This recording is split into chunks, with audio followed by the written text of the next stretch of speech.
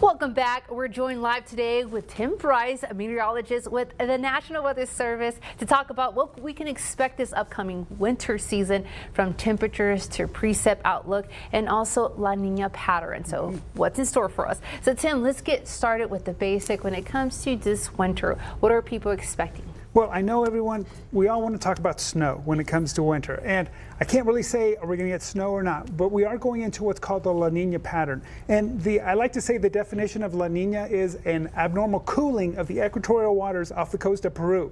And I know that sounds all technical. Basically, the waters down off the coast of Peru along into the Pacific Ocean are colder than normal. How does that impact us?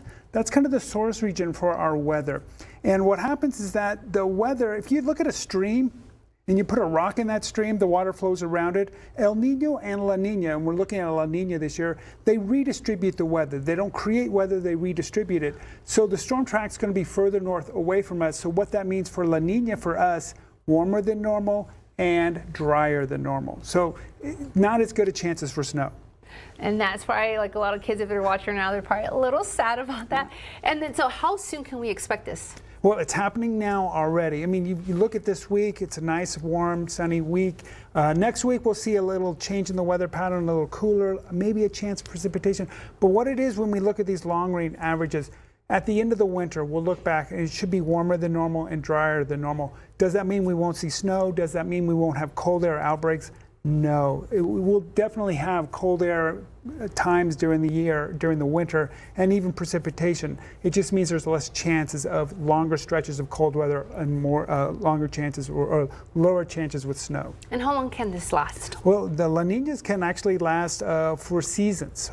We had one several years ago that lasted 2 years.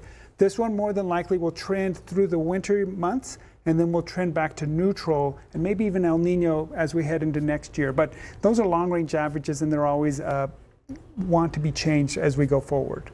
So the great news is that you're saying that when it comes to snow, it's not completely ruled out. So a lot of kids. We are due a good snow. I think everyone remembers the 2015, the Sun Bowl snow. That was our last really good snow. So I'm fingers crossed, but I can't make any promises. Okay, and then last question. A lot of folks were watching the Northern Lights. When it comes to the Northern Lights, can you talk to us? Why do we see them here? So it was a very powerful, it's called a CME, a coronal mass ejection, happened from the sun. And by the way, this isn't my area of expertise, but it just meant all the conditions were right. We didn't have clouds. We did not have a real bright moon. All the conditions were right with a G4 magnetic storm. So it all came together so we could see him last night, and there's a chance we could see him again tonight. Great. That was going to be my last question. So thank you so much for joining us this afternoon. We'll love to have you again here on our noon newscast, especially since you're the expert when it comes to a lot of different things. And thank you again.